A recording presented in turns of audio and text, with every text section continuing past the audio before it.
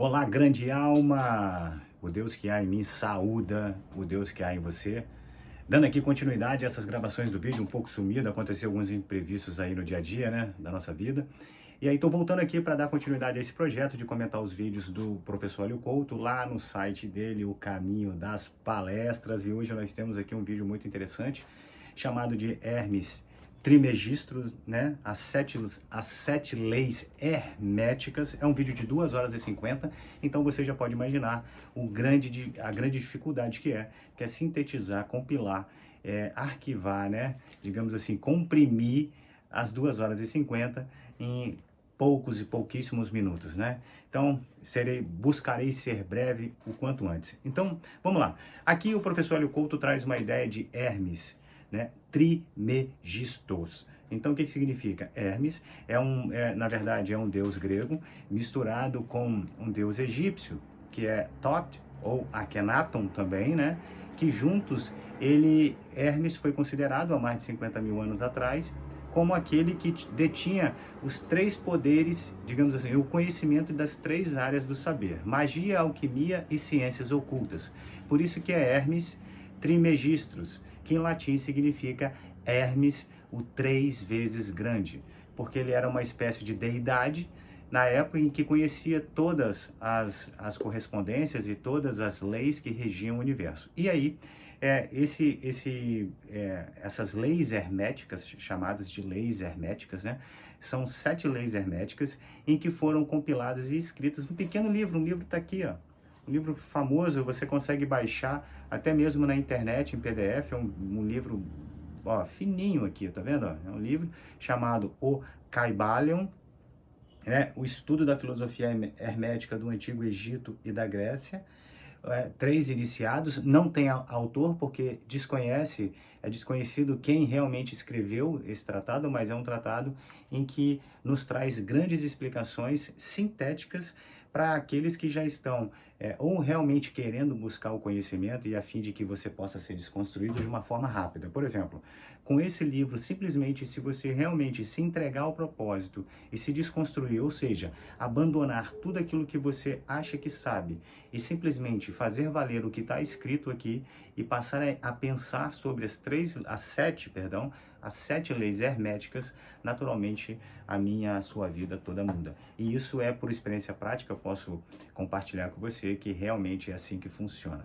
É claro que eu não gostaria que acontecesse com você assim como aconteceu comigo, que eu precisei de bastante anos, de muitos anos, se não uns 8, 9 anos de estudo para conseguir me desconstruir de tudo e fazer valer, digamos assim, na grande massa aquilo que vem sendo compartilhado, até mesmo para ter a maturidade, digamos assim, de vir aqui compartilhar esse conhecimento com você, dizendo não só de um plano mental, porque o plano mental é fácil de se entender, é uma questão de estudo, você vai entender, mas também apropriado de uma experiência, de uma sabedoria própria, uma prática empírica, ou seja, empírico, aquilo que é submetido ao dia a dia, à prova mesmo. Então vamos lá. Então, a primeira lei hermética que o professor Hélio faz com a correspondência da física quântica é: o todo é mental. Veja, o todo aqui significa o absoluto, o incognoscível, o para-Brahman, Brahman, qualquer outra Deus, né? Mas não esse Deus antropomorfizado, mas sim como uma consciência. Na física quântica que o professor traz o vácuo quântico, onde é um oceano primordial de energia, de infinitas possibilidades, em que a partir do momento em que o observador colapsa, o observador, leia-se, você, colapsamos um pensamento, um desejo, e nos mantemos focados, digamos assim, na certeza de que aquilo está criado e trabalhamos no plano da matéria, a fim de alcançar. Por que no plano da matéria? Porque nesse mundo de terceira dimensão aqui, nesse plano mais denso da matéria, do corpo físico, as coisas se realizam em regra, na sua grande regra, através das ações geradas pelo corpo físico, né? Através do seu conhecimento, através das suas emoções. Então, a primeira grande lei hermética é que o todo é mental. E aí, a partir do momento em que você compreende isso, você passa a valer. Os seus pensamentos, os seus sentimentos têm poder. Então, cuidado com aquilo que você pensa e cuidado com aquilo que você sente, porque a gente tem a falsa ideia de que aquilo que acontece dentro de você e você não compartilha para o outro, tipo, aconteceu algum evento no seu dia a dia e você, pelo simples fato de não ter falado, mas ter pensado uma série de tragédias internas, ou de raivas, ódios, vingança, ressentimentos internos, aquilo dali tudo está sendo criado, formas, pensamentos no plano etérico, ou seja, no plano que nós temos assim, no plano etérico, quando a gente fala plano etérico, dentro daquela questão dos 7 corpos, nós temos o corpo físico, nós temos o corpo, né? Nós temos esse corpo físico, nós temos o corpo, os 3 corpos, né? O corpo físico, emocional e mental, e depois nós temos o corpo supraetérico, etérico, subatômico e atômico. Então são 7, digamos assim, cada corpo tem 7 níveis também de suas camadas, de suas respectivas vibrações, né? Quando a gente diz que o todo é mental, nós estamos dizendo que tudo é uma energia e que tudo tem a sua própria, digamos assim, a sua própria base de existir. O fato de eu estar aqui como partícula individualizada não tira que tudo é mental. É só uma questão de percepção em que eu estou aqui, digamos assim, condensado nessa forma física. Então essa é a primeira grande lei. A segunda grande lei hermética é a lei da correspondência. O que significa a lei da correspondência em linhas gerais? Significa que aquilo, assim como é embaixo, também é em cima. Assim como é na partícula, também é na onda. Assim como é no macro, também é no micro. Então, o fato de nós sermos grandes, comparados correspondentemente ao átomo, que é ínfimo, né, de tamanho, não significa que somos diferentes na própria essência. Então, a lei da correspondência são leis que regem todos os universos, as mesmas leis que regem esse plano de dimensão, porque aqui nós temos, digamos assim, 4 grandes leis que regem esse plano de dimensão, né? Força fraca, força forte, eletromagnetismo e gravidade. Essas 4 leis, né, a princípio são as 4 leis conhecidas. É óbvio que tem mais leis, né? As ciências ocultas falam das mais leis e tem planos de dimensões que possuem outras leis que são regidas por outras leis que não essas que são desconhecidas, né? Não são somente essas que existem, mas a lei da correspondência nos diz que assim como é o pequeno, também é o grande, guardadas as suas proporções. De aplicações práticas isso, é importante você entender que o fato dos experimentos da física quântica serem, como o próprio nome diz, né, analisados sobre, digamos assim, moléculas até mesmo, né, não significa serem coisas muito pequenas, não significa que isso também não funcione e também não gere um efeito para as coisas supostamente grandes que somos eu e você no plano da individualidade. A terceira lei de Hermes é a lei da vibração. Essa lei é uma lei muito interessante de se perceber. Por quê?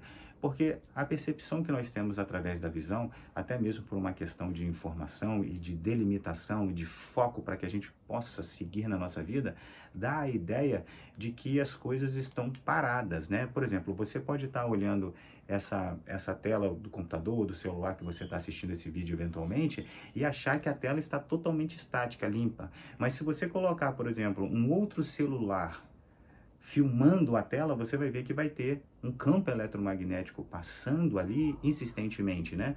Assim como também a gente vê que o fato dessa caneta supostamente ela está parada e ela está condensada nesses desenhos, até a tinta da caneta está, digamos assim, colada, imóvel, mas se nós colocamos um microscópio em cima disso e vamos aprofundando, aprofundando, veremos que na verdade os átomos estão em constante vibração.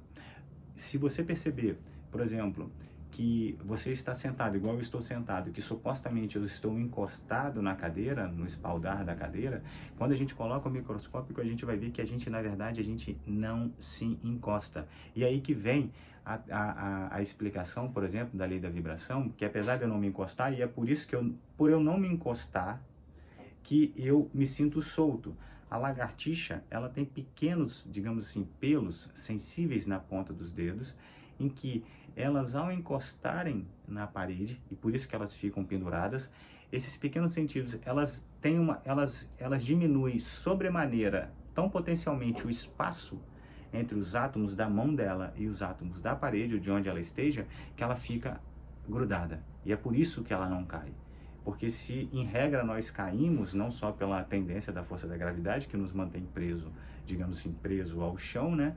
Mas também porque nós não encostamos realmente, porque sempre há uma vibração se repelindo numa determinada dimensão, apesar da gente achar que quando eu estou de mãos assim, eu realmente estou encostando. A lei da vibração é a lei em que realmente uma das leis mais importantes, porque se você entende a lei da vibração, aí fala assim, mas as palavras têm poder. Mas o que são palavras, se não um conjunto de significantes que vibram no campo? Então, se entender de vibração, se entender a lei, a terceira lei hermética da vibração, é você entender que vibração significa também uma determinada hertz, frequência de energia. Então, que tipo de energia você está vibrando e dando nome a essa vibração? Dar nome a essa vibração é só uma roupagem que nós damos ao que em última instância é a vibração. No final das contas, tudo é vibração. Tudo que vem depois da vibração, cores, nada mais é, o nome que a gente dá às cores, ou, né, a forma como a gente vê, nada mais é do que uma interpretação da vibração. As cores, o padrão de cores, nada mais é do que vibrações numa determinada assinatura, numa determinada linha de hertz, né, vibratória, ciclos por segundo, que nos dá aquela cor. Por isso que nós temos o quê? O infravermelho, né? O infravermelho, ou seja, o abaixo do vermelho, aquela tonalidade abaixo do vermelho, ela está vibrando numa velocidade tão curta que o nosso olho não consegue enxergar, porém ela existe. E nós temos o que? O ultravioleta, né? Aquilo que está vibrando, porque aquilo que é violeta está numa altíssima vibração violeta, então aquilo que está acima daquela vibração, numa oitava acima, nós se torna invisível ao olho nu, mas não significa que não exista. Assim como o raio-x, o que são raios-x? São raios gama, que estão acima dessa vibração também ultravioleta, e é por isso que nós não vimos. Mas o fato da gente não enxergar com os nossos olhos, porque o equipamento do biológico, do corpo físico, não consegue acessar essas informações, não significa que elas não existam. Tanto não significa que elas não existam, que os raios-x funcionam. A quarta lei da lei hermética é a lei da polaridade. O que significa? Que o alto sobrevive do baixo, que o certo sobrevive do errado, que o bom, digamos assim, né, que o alegre sobrevive do triste, porque em última instância que o sucesso sobrevive do fracasso.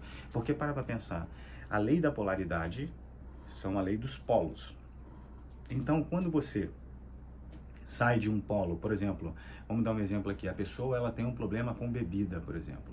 Então, quando ela bebe, ela está ali, digamos assim, ainda que ela verbalize que ela odeia a bebida, mas na verdade ela está aterrada, magnetizada e ela adora a bebida. Ela adora a bebida. Então, num determinado ponto da vida dela, a bebida se torna disfuncional, faz com que ela tenha uma série de consequências em que ela passa a odiar a bebida. Então, veja, qual é a moral da história que existe nesse exemplo que eu estou dando para você? A bebida existe na vida da pessoa. Ora ela amava, ela estava num polo, ora ela passou a odiar, mas a bebida ainda, guardadas os polos, ela ainda existe. Então a polaridade é inerente. Qual é o nosso trabalho? De não só entender a lei da polaridade, então a gente tem que ter muito cuidado de sair, digamos, quando a gente adota um determinado posicionamento de ideias e aí a gente sai de um determinado polo e vai para outro determinado polo, quando a gente sai digamos assim, da luta do bem contra o mal, né? Então a gente sai de um polo e vai para o outro polo, e se a gente tá do lado do mal, a gente não gosta do bem, daqueles que se dizem bem, e se a gente está do lado do bem, a gente não gosta daqueles que se dizem mal. Qual é o trabalho do estudante, daquele peregrino, do viandante na busca do autoconhecimento? Ascender a se colocar numa posição de sobreposição à lei da polaridade, entender que isso faz parte e você se colocar numa posição de neutralidade. Porque depois da lei da polaridade, a quarta lei, vem a quinta lei, que é a lei do ritmo. Então nós temos o quê? Ritmo significa que tudo tem um fluxo. Tudo tem um fluxo. Então, se você está numa constante alegria, digamos assim, se a sua vida fora de você, se tudo fora de você está dando certo, você está conseguindo tal, é uma questão de tempo das coisas começarem novamente descerem, irem para o seu polo oposto, porque a lei da polaridade e a lei do ritmo elas são constantes. Enquanto a lei da polaridade é o bem, digamos assim, o alto e o baixo, ou o certo e o errado, são os dois polos, o ritmo é o caminho que se faz até o outro polo. Então é importante você entender que muitas vezes as pessoas se insurgem contra os eventos que acontecem na vida porque elas desconhecem a lei do ritmo, que faz parte das coisas da vida. Nós temos altos e baixos constantes. O problema não é os altos e baixos, o problema é como a gente vai lidar com aquilo que se entende. Quando você apreende a lei do ritmo, a quinta lei do ritmo, você sabe que naturalmente, por exemplo, se você tem uma constante, digamos assim, uma percepção constante de que as coisas estão indo fora, é só uma questão de tempo.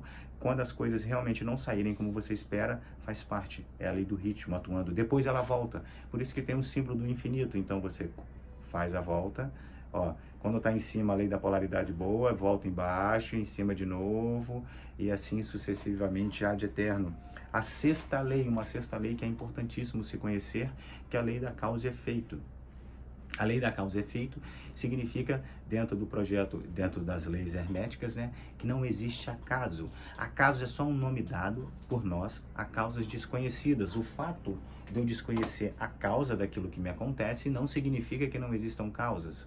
Então, tudo aquilo em que nós fazemos, seja através de pensamentos, ainda que nós venhamos a desconhecer aquilo que nós pensamos, naturalmente gerou uma ação, e essa ação dispara a lei da causa e efeito, e é por esse motivo que o iniciado Jesus dizia: se te bateres com uma face, dê a outra. Por quê? Porque não existe como fugir a essa lei, porque se naturalmente você se vinga, retorque aquela injusta, que para você é injusta agressão, naturalmente você está acionando a lei da causa e efeito para você. E detalhe, aquela agressão que você, aquela agressão, suposta agressão, injustiça, seja ela qual for, que nós estamos sofrendo nesse exato momento da vida, não é uma ação sem causa.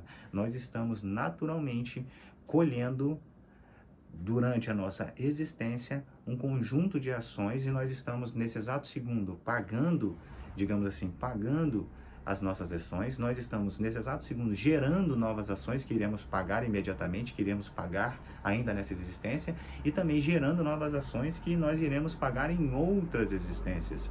Então é um contínuo processo de geração de karma, dentro dessa palavra, que significa em sânscrito ação.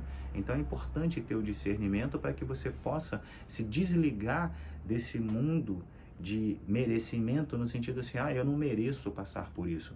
No plano do desenvolvimento espiritual, no plano daquele plano que realmente o verdadeiro viandante busca se autoconhecer, não existe merecimento. Tudo aquilo que nos acontece, tudo aquilo que acontece a mim e a você, não se trata porque eu mereço ou porque você merece. O que acontece com nós é tudo aquilo que nos é necessário ao nosso projeto de evolução. Então é inevitável que venhamos a conhecer a lei de causa e efeito. E para isso a gente precisa conhecer as outras leis anteriores e acreditar. E por fim, a lei do gênero, do masculino e do feminino, do yin e yang, que essa lei do gênero não significa, não tem absolutamente nada a ver com orientação sexual, mas sim com duas forças, né? Shiva Shakti, que são duas forças em que o Forrati e a lei de Kundalini, a força fria, a força quente, que vem do alto e vem do baixo, que são duas forças, o Sol e a Lua, são todas essas representações simbólicas que dizem que que existimos dentro de nós, dentro de todos nós, porque faz parte da concepção do universo. A consciência, o todo, o absoluto, o vácuo quântico, quando ele emanou, ele se fundiu nesse ato de masculino e feminino, e a partir de então ele emanou para dentro, né? Porque não existe nada fora do todo, só existe o todo. Então essa emanação existe dentro de nós, o masculino e feminino. Quando você entende isso, você percebe que de repente em determinadas posições você é mais yin, você é mais, digamos assim, você é mais paciente, você é mais observador, você é mais a pessoa mais que está cuidando, que está gestando, que está dialogando, que está demonstrando as suas emoções. De outro lado, você é mais impetuoso, você é mais analítico, você é mais direcionado, você é mais, digamos assim, a força proativo, força de combate, esse é o lado yang. Então nós temos dentro de nós essas percepções. E isso para encontrar um relacionamento é indispensável, porque quando você vai ver, você percebe que em todos os casais, sejam eles da composição que seja, se homem com homem, enfim, não importa a composição, sempre um dos personagens vai ocupar ali uma posição yang e a outra posição, naturalmente, uma psique yin. Esse complemento é indispensável se conhecer, né? Então estão aqui essas breves explicações aqui do vídeo do professor, do 12º vídeo do professor Hélio Couto, Hermes Trismegistus, as 7 leis herméticas e grande alma, o Deus que há em mim saúda o Deus que há em você, e até o próximo. Tchau, tchau.